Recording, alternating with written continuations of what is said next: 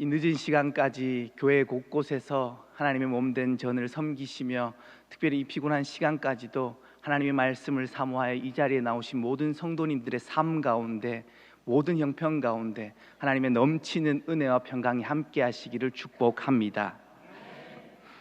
오늘 본문 말씀은 북이스라엘을 이렇게 배경으로 하고 있습니다.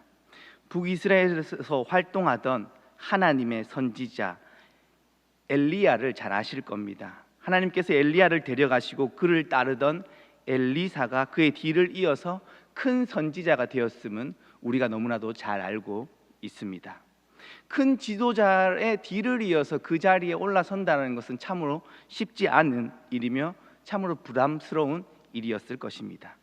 그럼에도 불구하고 엘리사는 참으로 놀라운 능력을 많이 보여준 선지자 중 한 명입니다. 열왕기하의 기록들을 보면요, 엘리사는 엘리야보다 훨씬 더 큰 능력을 행했음을 우리는 볼 수 있습니다. 엘리야가 하나님께서 자신을 데려갈 때가 되었다는 것을 알고 제자 엘리사를 불러서 원하는 것을 구하라 이렇게 이야기했습니다. 그때 엘리사가 엘리야에게 스승의 능력의 갑절을 원합니다 라고 이렇게 구했던 것을 우리는 잘 알고 있죠. 하나님께서 아마도 그 엘리사의 그 청을 들어주셨던 것 같습니다. 그래서 엘리사는 스승 엘리야처럼 겉옷으로 요단강을 쳐서 이렇게 건너는 그런 일을 비롯해서 그것과 비교할 수 없는 많은 이적들을 행했음을 우리는 보게 됩니다. 특별히 엘리사는요, 물과 관련된 그러한 이적들을 많이 행했습니다. 왕하 2장에서 보시면요, 여리고 사람들이 그 성읍에 물이 나빠져가지고 곡식이 열매를 맺지 않는 그 상황에서 엘리사가 그 물의 근원으로 가서 소금을 이렇게 하나님의 말씀에 의지해서 소금을 뿌렸을 때 그 물이 깨끗하게 되는 그러한 기적들이 있었고요. 또 3장에 가면요, 북이스라엘 아합의 아들 여로보암이 왕이 되었고, 그리고 남유다의 여호사밧이 왕이 되고, 그 에돔 왕과 함께 이스라엘을 배반했던 모압을 치러 가는 그러한 사건이 있습니다. 그때 군사들과 가축들이 참 먹을 물이 없는 그러한 상황이 있었죠. 그때 엘리사가 개천을 파라고 해서 그곳에 물이 이렇게 흘러나오게 하는 그러한 기적들도 있었음을 우리는 보게 됩니다. 그뿐만 아니라 예수님처럼 수넴 여인의 아들을 그 생명을 살리는 일도 있었고요. 독이 퍼진 그 국을 해독하는 사건, 그리고 보리떡 20개와 야채 자루를 가지고 100명을 먹인 사건, 마치 오병이어를 연상시키는 사건입니다. 그리고 아람 왕의 군대의 장관이었던 나아만을 이렇게 고치는 그러한 사건도 있었음을 우리는 알 수 있죠. 이렇듯 수많은 기적들을 행했던 엘리사, 그 엘리사가 오늘 본문에서도 하나의 기적을 보여주고 있습니다. 오늘의 본문 속으로 조금 한번 들어가 보려고 합니다. 오늘 말씀 속에 한 여인이 등장합니다. 이 여인은요, 참 엄청나게 슬픔에 휩싸인 듯한 표정으로 이렇게 엘리사에게 나왔습니다. 그녀는 머리부터 발끝까지 성한 곳이 아마 하나도 없었던 것으로 보입니다. 머리가 이렇게 풀어헤쳐지고 핏기 없는 그러한 입술, 그녀의 얼굴을 통해서 느껴지는 것은 온통 절망, 그리고 희망 없는 모습뿐이었습니다. 그녀는 엘리사 앞으로 나와서 울먹이면서 이렇게 호소하듯 이야기합니다. 나의 남편은요, 당신의 제자 중 한 명이었습니다. 당신도 너무나도 잘 아시다시피 그는 하나님을 위해서 살았던 사람이고, 그는 경건한 사람이었습니다. 하나님을 경외하는 사람이었다는 것을 당신도 너무나도 잘 알고 있지 않습니까? 라면서 여인은 자신이 남편이 누구인지 엘리사에게 설명합니다. 엘리사는 잠잠히 그녀의 이야기를 듣고 있죠. 그녀는 계속해서 말을 이어갑니다. 저희 가족은요, 하나님의 일을 하면서 최선을 다해 살아왔지만 많은 빚을 졌습니다. 그런데 남편이 죽게 되자 돈을 빌렸던 사람들이 찾아와서 저의 두 아들을 노예로 삼으려고 합니다. 그녀의 말 속에는 하나님께서 자신과 자신의 가족들의 삶을 이렇게까지나 그냥 내버려 두실 수 있나? 라는 그러한 슬픔과 한탄이 담겨 있었습니다. 그녀의 말과 모습을 통해서 그녀의 삶 속에 들어있는 그 비통함을 엘리사는 아마 온전히 이렇게 전해졌을 겁니다.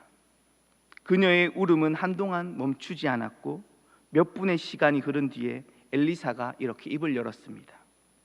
내가 당신에게 무엇을 해주기를 원합니까? 그녀 그 한마디에 여인은 잠시 울음을 멈추고 간절한 표정으로 엘리사를 바라보지 않았을까요? 엘리사는 그녀에게 집에 무엇이 있냐고 이렇게 묻습니다.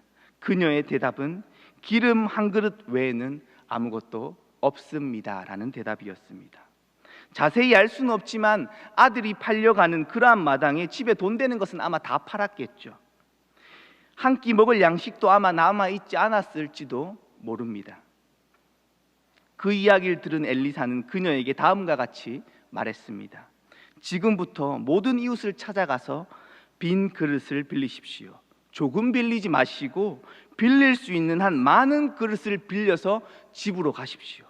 그리고 두 아들과 함께 집으로 들어가 문을 닫고 빌려온 모든 그릇에 기름을 부으십시오. 이렇게 이야기를 하고 엘리사가 떠났고 그녀는 두 아들과 함께 동네를 돌아다니면서 그릇을 빌리기 시작했습니다. 그녀의 방문에 흔쾌히 그릇을 내어준 이웃도 있었을 것이고 빈 그릇이 없다면서 문을 닫아버리는 이웃도 있었을 것입니다. 그렇게 빈 그릇을 한가득 모아서 집으로 돌아와서 두 아들과 함께 문을 닫고 집 안으로 들어가서 엘리사가 이야기해 준 대로 빌려온 그릇에 자기가 가지고 있던 그 기름을 붓기 시작합니다. 그러자 그 기름은 끊임없이 계속해서 흘러나왔고 어느덧 자신이 빌려온 모든 빈 그릇이 가득 찰 정도로 기름이 채워졌습니다. 그리고 빈 그릇이 모두 채워지고 난 이후에 그 기름은 멈추게 되었습니다.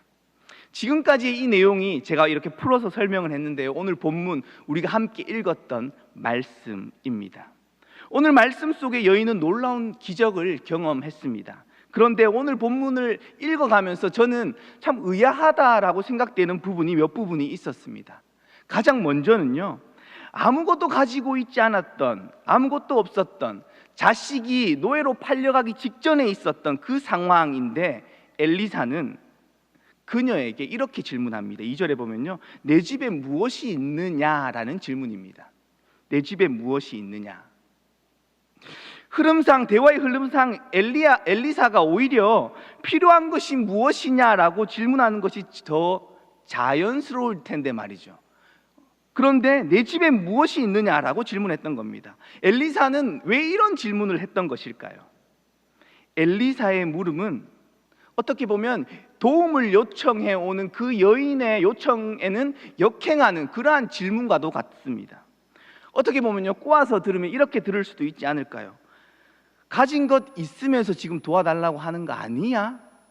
라고 이렇게 질문하는 것과 같은 그러한 느낌을 받을 수도 있는 것이죠. 네가 가진 게 무엇이냐? 힘든 상황에서는 언제나 우리의 마음이 좁아지기 마련입니다. 그러니까 그렇게 꼬아서 들을 수도 있는 것이죠. 분명한 사실은 엘리사는 그러한 의도를 가지고 질문하지 않았다는 것입니다. 엘리사 역시 자신이 가르쳤던 그 제자의 죽음을 너무나도 안타까워했을 것이고, 또한 자신 앞에 찾아와서 울면서 울먹이면서 호소하는 그녀를 보며 너무나도 가슴 아팠을 것이고 슬펐을 것입니다. 그렇기에 엘리사의 질문은 분명 그녀를 돕기 위한 질문에서, 그러한 돕기 위한 마음에서 출발한 질문이었음이 틀림없습니다. 엘리사는 자신의 질문을 통해서 그녀에게 주고 싶었던 것이 무엇이었을까요?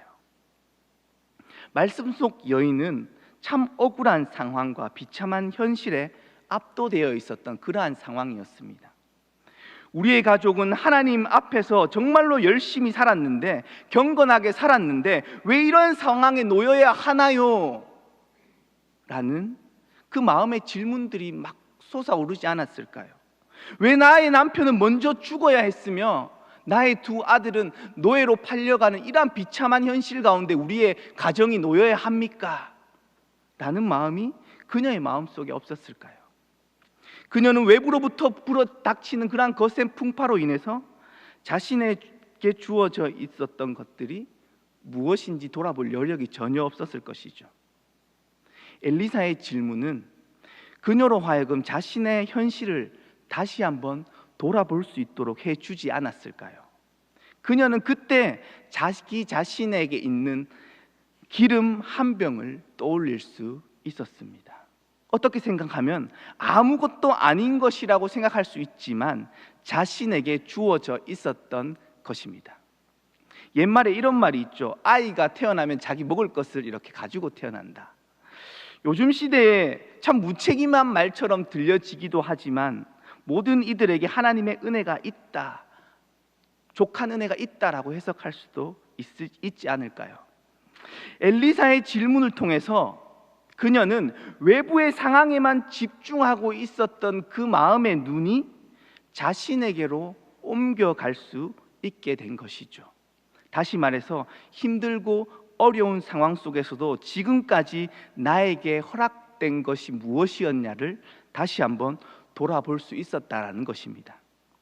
우리의 삶 역시 동일합니다. 외부적인 환경과 상황에 우리가 집중하게 될 때 나에게 주어진 하나님의 은혜를 놓치게 될 때가 너무나도 많습니다.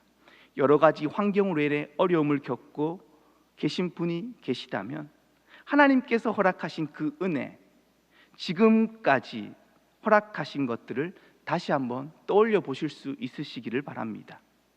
우리의 삶의 자리에서 나에게 주어진 하나님의 은혜보다 외부로부터 오는 위협에 의해 위축될 때 우리는 하나님의 은혜를 누리지 못하는 경우가 너무나도 많습니다. 하나님께서 나에게 허락하신 그 기름 한 병의 기름을 찾으시는 우리가 되기를 바랍니다.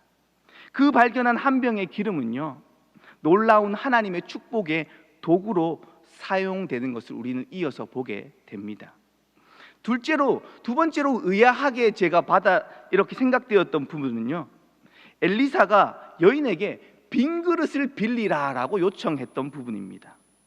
이웃에게 찾아가서 빈 그릇을 모아오라라고 이렇게 엘리사는 그 여인에게 이야기했습니다.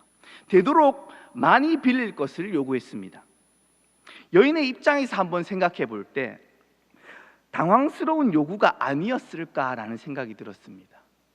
빈 그릇을 빌리라. 지금 두 아들이 팔려가게 되기 직전에 있는 상황인데 엘리사는 그녀에게 빈 그릇을 빌리라는 것이죠.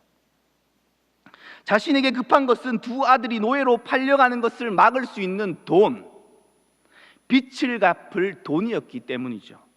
나아가 각박한 삶을 살아가고 있었던 여인에게 그릇을 빌릴 만한 그러한 이웃이 있었을까라는 질문도 해보게 됩니다.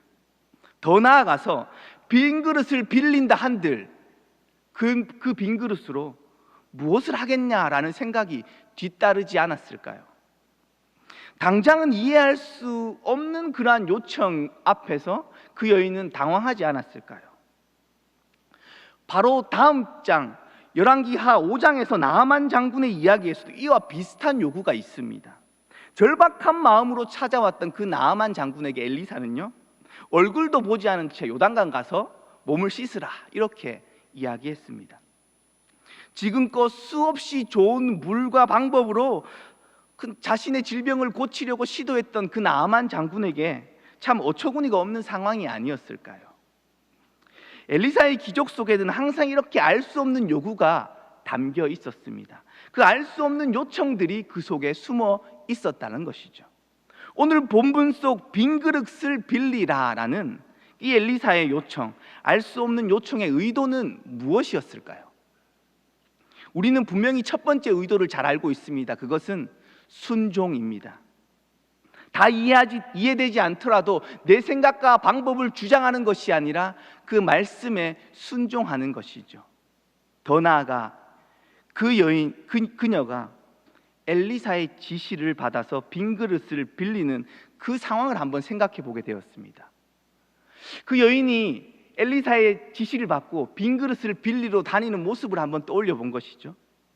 이웃을 찾아가서 빈 그릇을 빌리는 것이 쉬웠을까요? 너무나도 쉽게 들릴 수도 있습니다. 우리에게는 여인의 상황 속에서 이 일은 쉽지 않을 것이라는 생각이 들었습니다. 남편도 없는 상황, 빚도 많이 지고 있는 상황, 두 아들까지 노예로 끌려가기 직전에 있는 그 상황, 모르긴 몰라도 주변의 이웃들은 그 상황을 너무나도 잘 알고 있지 않았을까요? 지금처럼 아파트 옆에 옆집에 누가 살고 있는지 전혀 모르는 시대와는 다른 시대이죠. 아마 그 동네 사람들은 그녀의 형편을 너무나도 잘 알고 있었을 것이죠. 그럼에도 불구하고 그녀는 영문도 모른 채 엘리사의 지시를 따라 빈 그릇을 빌렸습니다. 그녀는 그때 무엇을 깨달았을까요?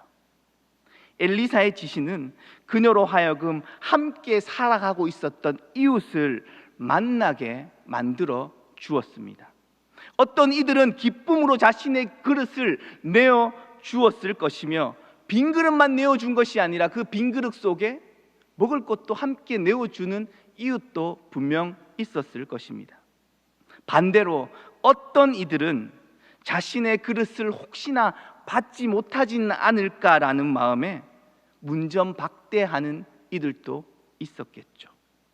그럼에도 불구하고 그러한 과정 속에서 자신을 환대해주는 이웃을 만났을 것이고, 세상에 홀로 버림받은 삶이라고 참 괴로움 속에서 살아가고 있던 그 여인에게 그 마음의 아픔들이 조금이나마 회복되는 시간이 되지 않았을까요? 남편과 함께했던 많은 선지 생도들이 도움을 주는 경험을 가지게 되었을 것입니다.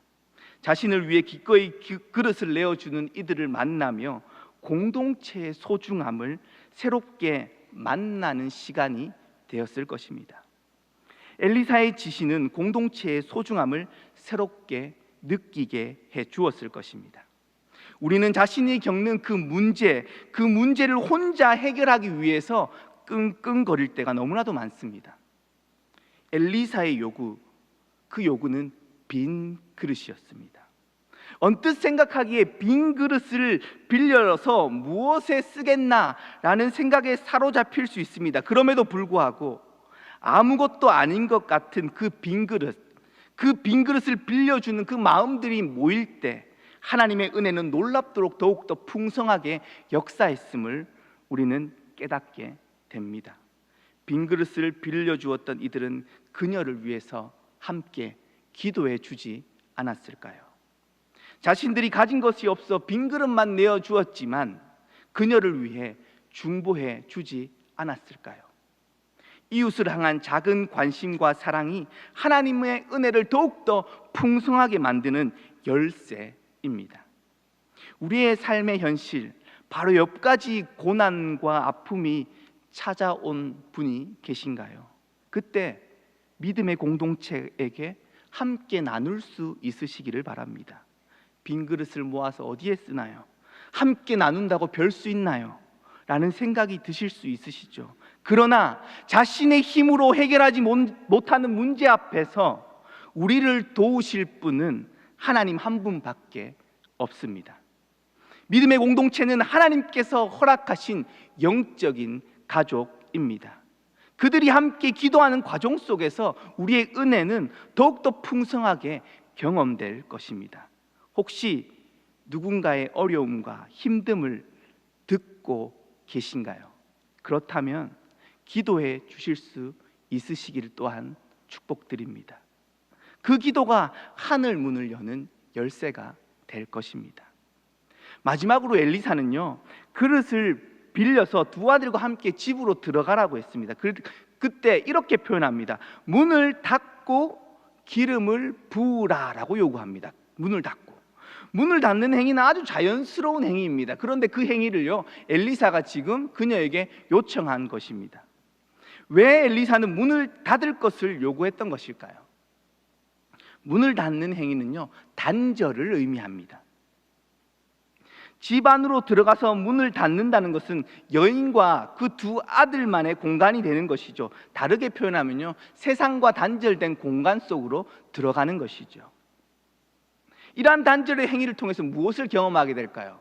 더욱더 집중되는 경험을 하게 될 겁니다. 누구의 지시요? 엘리사의 지시에 더욱더 집중하는 경험을 하게 되었던 것이죠. 우리는 기도할 때 눈을 감습니다. 눈을 감고 기도합니다. 눈을 감는 이유가 무엇일까요? 눈을 감지 않고 기도하면 안 되는 것일까요? 그렇지 않다는 것을 우리는 너무나도 잘 압니다. 왜 눈을 감는지에 대한 해석은 다양할 수 있지만 눈을 감는 행위가 중요한 것이 아니라 이를 통해서 우리의 마음의 눈을 세상을 향하는 것이 아니라 온전히 하나님께만 향하겠다라는 의미가 내포되어 있습니다. 말씀 속 엘리야의 요청은 온전히 하나님께만 집중하라는 의미가 있지 않았을까요?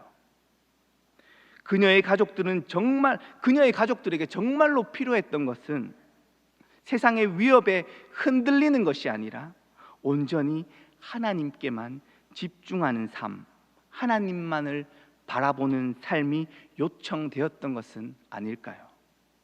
예수님께서 마태복음 6장에서 기도를 가르치실 때 이렇게 말씀하셨습니다. 너희는 기도할 때 골방에 들어가 문을 닫고 은밀한 중에 계신 아버지께 기도하라. 여기서 문을 닫으라고 이렇게 표현합니다. 온전히 하나님만을 향하기를 원하시는 그 예수님의 마음이 담겨 있는 메시지이죠. 엘리사의 요청은 인생을 살아가는 우리 모두에게 동일하게 요청되는 그러한 요청입니다. 세상의 위협 앞에서 맞서야 할 그리스도인이 가져야 할 자세입니다. 문제가 발생했을 때 우리는 문제를 해결하기 위해서 다양한 방법들로 이리 뛰고 저리 뛰고 우리의 노력들을 합니다. 그때 정말 놓치기 쉬운 부분이 있죠. 우리가 당면한 현실을 하나님과 함께 헤쳐나가야 한다는 그 마음을 놓치는 경우가 너무나도 많습니다. 어느새 모든 것을 내가 해결하려고 하는 인간의 모습을 발견하게 됩니다. 잊지 말아야 할 것은 가장 중요한 순간 우리가 취해야 할 자세는 하나님 앞에 서는 것입니다. 하나님과 더 깊은 교제 속으로 나아가야 하며 우리에게 자신을 드러내신 그 예수님을 더욱 깊이, 그 예수님의 삶을 더욱 깊이 묵상해야 합니다. 그때 우리는 작은 기름병 속에서 계속해서 멈추지 않고 흘러나오는 그 하나님의 은혜를 경험하게 될 것입니다. 사랑하는 성도 여러분, 오늘 말씀 속에 여인을 통해서 이 시대를 살아가는 우리의 모습을 보게 됩니다. 우리의 인생 역시 수많은 문제와 위기를 직면하면서 살아갑니다. 오늘 말씀은 우리의 눈앞에 닥친 그 상황보다 하나님께서 우리에게 허락하신 놀라운 그 은혜, 그 사랑을 먼저 보라고 요청합니다. 그때 우리는 하나님께서 허락하신 각자의 그 기름 한 병을 발견하게 될 것입니다. 또한 각자의 상황에 함몰될 때 함께 신앙생활을 하고 있는 믿음의 공동체를 잊어버릴 때가 너무나도 많습니다. 정말 아무것도 아닌 것 같은 빈 그릇이지만 그 빈 그릇이 함께 모이지 않았다면 하나님의 놀라운 기적은 위축되고 축소되었을 것입니다. 믿음의 공동체가 함께 모일 때, 서로의 아픔을 함께 나눌 때 하나님의 은혜는 놀랍도록 풍성하게 더욱더 우리의 공동체 가운데 역사하게 될 것입니다. 때로는 자신의 삶 속에서 주어진 은혜보다 세상의 어려운 현실이 우리의 영적인 눈을 가릴 때가 너무나도 많죠. 그때 우리는 기억해야 합니다. 더욱 하나님을 바라보아야 할 때임을 말이죠. 우리 주님과 더 깊은 교제 속에서 살아가시는 모든 성도님들 다 되시기를 주님의 이름으로 축복합니다. 기도하겠습니다. 사랑의 하나님, 우리는 언제나 현실 앞에 두려워하는 연약한 존재입니다. 하나님이 허락하신 은혜를 먼저 기억하게 하시고 믿음의 공동체와 함께 감사와 기쁨의 걸음을 걸어가기에 부족함이 없도록 우리의 삶을 인도하여 주옵소서. 하나님으로부터 멀어지게 하는 우리의 현실 앞에서도 더욱더 주님의 얼굴 구하며 살아가는 그리스도인 되게 하여 주옵소서. 예수님의 이름으로 기도합니다. 아멘.